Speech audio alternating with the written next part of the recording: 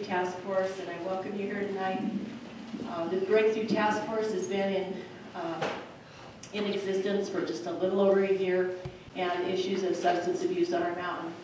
I'm thrilled to have good turnout here tonight. I'm thrilled with our friends and partners that have joined us from off the mountain as well as on the mountain.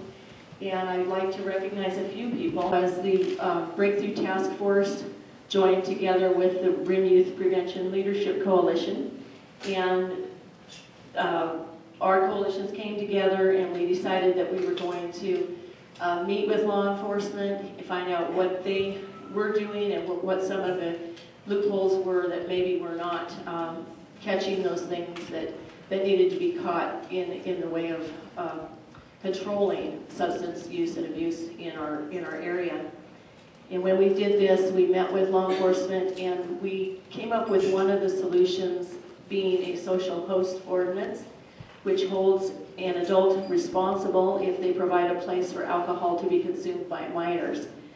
There are other laws that go into effect if underage is found drinking in different places, but nothing that specifically holds the host of a party responsible. So we've been looking at different issues, and we've been looking at this issue. One of the things that we've brought to the table when we've been looking at this is we've incorporated some young members into our coalitions, and I'm so thrilled with that. I'd like to have our young members stand tonight so you can see that we have teens that are interested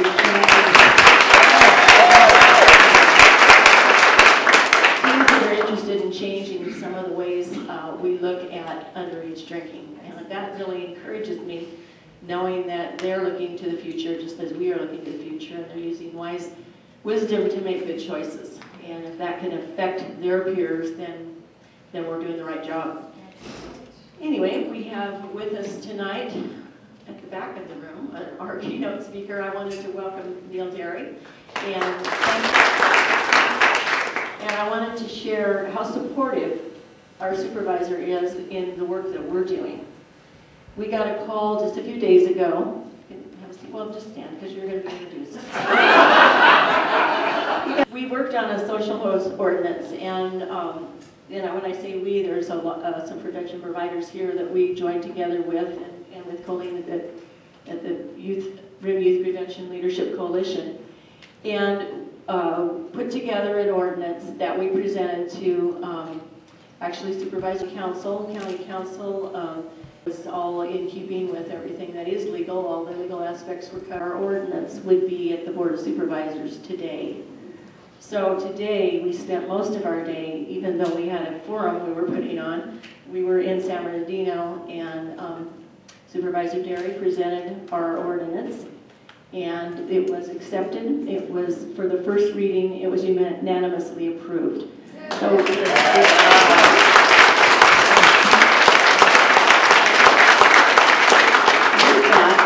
the supervisor has some words for us, and I'd love to introduce him and just show our appreciation for his support. Your lighting is horrible. I've learned from being in politics and government for over 20 years in the private sector and in the public sector that it's good to cooperate with the media because they're the people that help you communicate with your constituents. Because if they don't get the story right, then you don't get the story right, and then I get in trouble, and then it starts this big ring, big circle, and we're all chasing our tails trying to get it fixed. So I want to say thank you to you folks for the leadership here, because you brought this to our attention as a need for the mountain communities and for the county as a whole. And it's leadership like that we need from our local communities. If you don't bring issues to your elected leaders and allow them to act on it, we don't get much accomplished. So I want to thank you. You all, everybody in this room deserves a big hand. So give yourselves a big hand more than others. You really did the work, and I want to thank you for that. I think that the social hosting ordinance is going to be a step in the right direction for our communities. We know we've got issues up here in the mountain. We have issues all throughout the county with underage drinking, and we think that this will be a tool to help us work through these issues with law enforcement, with social service providers, to really cut down on underage drinking, particularly in the binge drinking and other things that have affected families' lives. And this is a great opportunity to work together, and I'm always looking for those opportunities to coordinate with you folks, because I want to do a good job for you, and I can only do that if I'm working with you, and we're working together. So congratulations. It was really a no-brainer once it was presented to my office, to me, that, hey, the community would like this, they think it's an important issue, and I said, absolutely, we're on board. And that's the kind of cooperation that the Board of Supervisors of the county really needs to bring to the table on every issue, whether it be coordinating with the city of Big Bear Lake on the Amgen tour, which we sponsored as well, or the new zoo location, or the other things that we've been working on just in my first 17 months in office. So I will let the experts talk. I want to thank you for welcoming me here. I want to thank you for the opportunity to serve as your county supervisor. It has been an interesting 17 months, and that's all it's been. And I put 38,000 miles on my county vehicle so far, but I've got a big district. I go all the way out to Joshua Tree. I've got most of the mountain communities. I have the East Valley down below. And it's, by the way, the most beautiful district in the county. As you saw, if you watched the Amgen tour on television and saw how just spectacular it was, we live in this community. It's a fantastic place to live and raise a family. And we want to make sure it's even better in the future.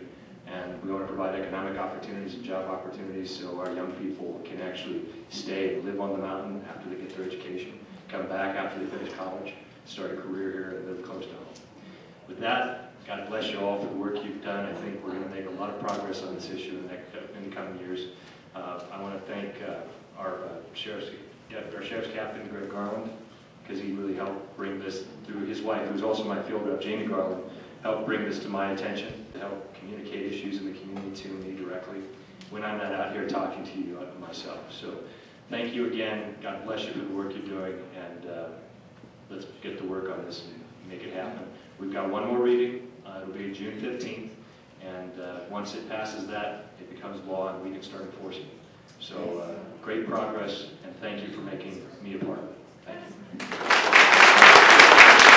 The other things that was accomplished in the past year by the forming of our coalition and law enforcement was, and I had it on the screen, but I've shut that down because we don't need to be looking at it now, but we did institute, you're probably familiar with the We Tip hotline, and there is a nationwide, there's countywide We Tip hotline, and now we have a local Big Bear We Tip hotline, and that's for tipping off law enforcement if there's something they need to know about that it could happen, or a problematic area in the town, something that you think they need to know.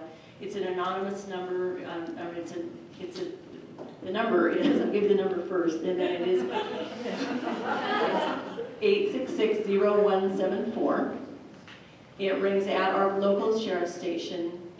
You can leave an anonymous tip. It does not have caller ID attached to it, so you can leave whatever wording, and we try to get the word out because people sometimes don't want to call because they don't want to be the person to leave the message, but this is a safe way to do that, safe way to get communication with law enforcement so that they can be aware of any problems that are through in our valley. So anyway, I leave that with you, and I would hope that all of you that can take advantage of that would spread that word so that people know if there is something that needs to be reported. That's a simple way to do it, and they do pick it up at their office here. And that was done just, I think that went into effect January, February. And I know that, Pauline, if you want to come up, I know that RIM is also looking for a We Tip line that's local in that area as well. So they're hoping to get that instituted at the same time. So with that, I'd like to introduce Colleen Myers again and present her. She will be heading the panel discussion that we'll be going into at this time. Thank you, Bonnie. Thank you, Supervisor Derry. We're going to move into our panel discussion, and after each panelist has a chance to speak, we'll have a time for questions and answers. I'd first like to introduce Dan Skiles, who has a brief presentation for us. Mr. Skiles has a master's degree in clinical psychology and over 20 years of experience working with substance abuse-related issues. down. Not the time for the equipment to break down. Only for you, Dan. I'm good.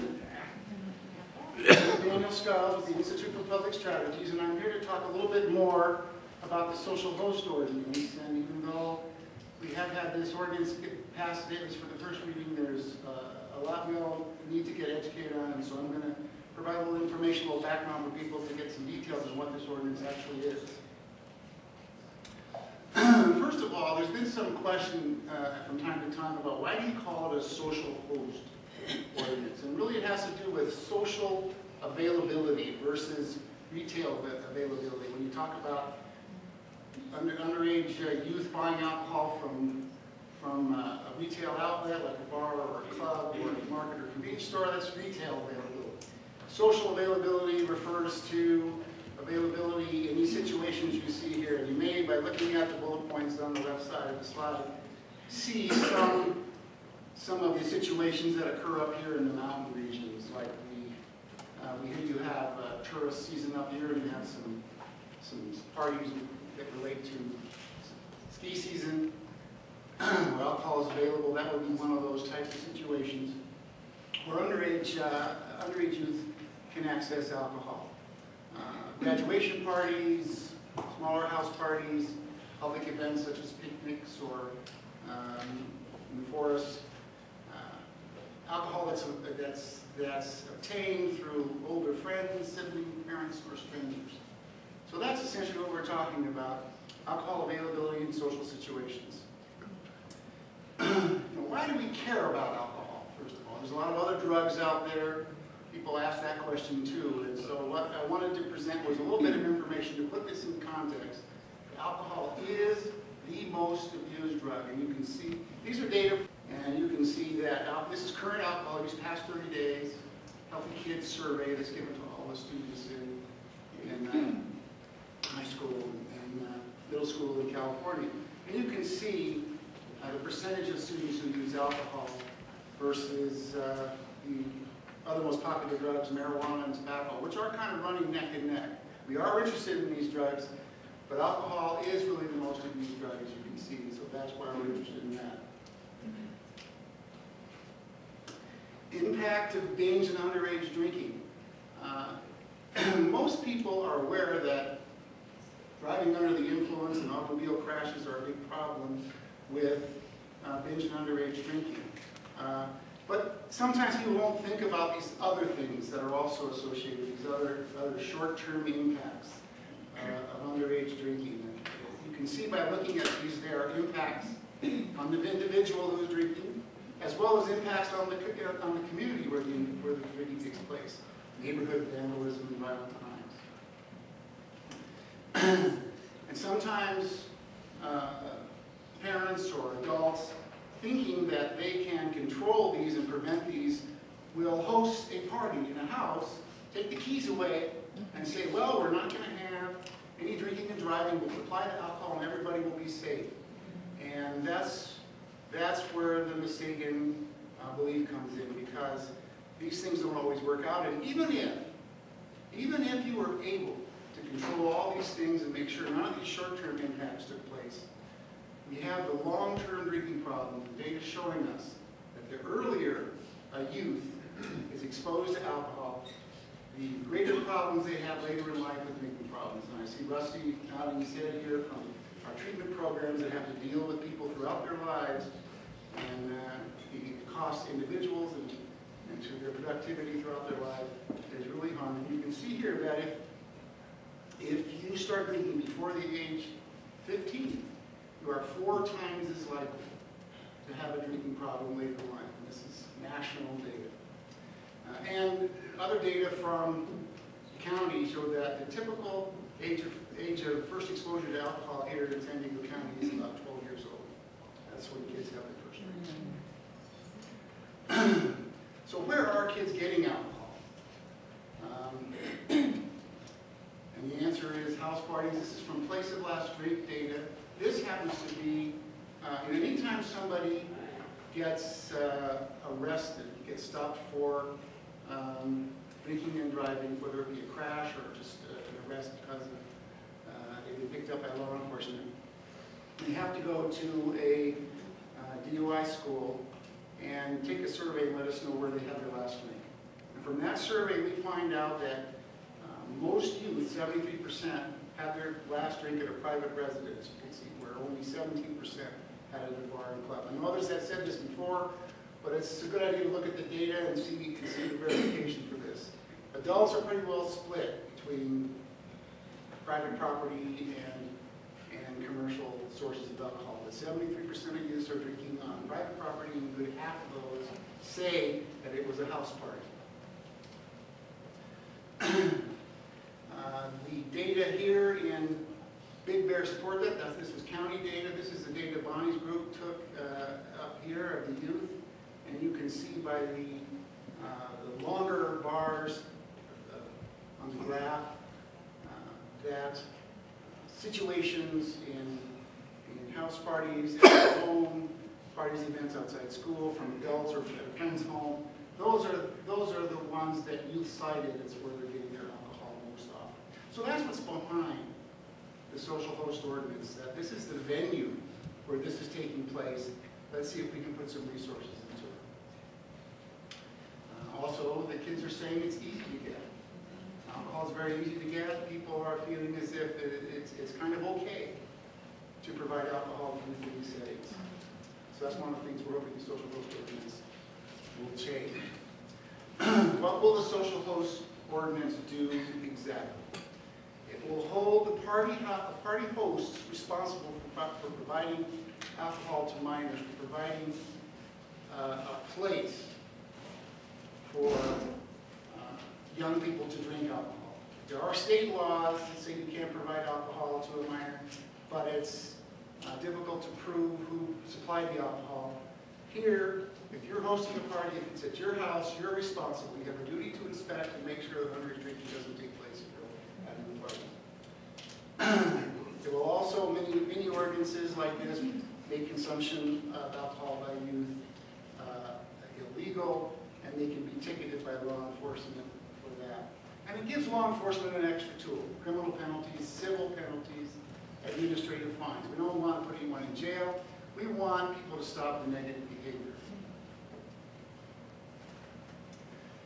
What the social host ordinance wouldn't change. It would not interfere with people's constitutional rights. We get this question a lot. Religious ceremonies, of course, some of those ceremonies do involve consumption of alcohol, and you have a constitutional right to provide alcohol in those situations in the pursuit of religious ceremonies. And a parent also, according to the California Constitution, has a right to determine how their children are introduced to alcohol. So you can have a glass of wine at dinner with your son or daughter at a time of your choosing to introduce them to alcohol if you so choose. It's just that the neighbor down the street doesn't have a right to do that to your child. So you have that right, and the social host ordinance does not interfere with that. Also, peaceful gatherings. This is enforcement is compliant driven. It only applies to unruly gatherings. Law enforcement doesn't have the right to come into your house and see if people might be drinking. It has to be a disturbance in the community and for law enforcement to take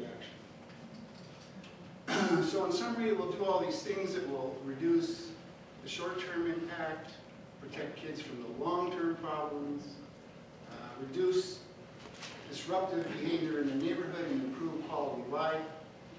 And will also free up law enforcement resources to do other things, because what we find from other research is that law enforcement spends a lot of time on alcohol-related problems that they shouldn't have to spend time on. We do have...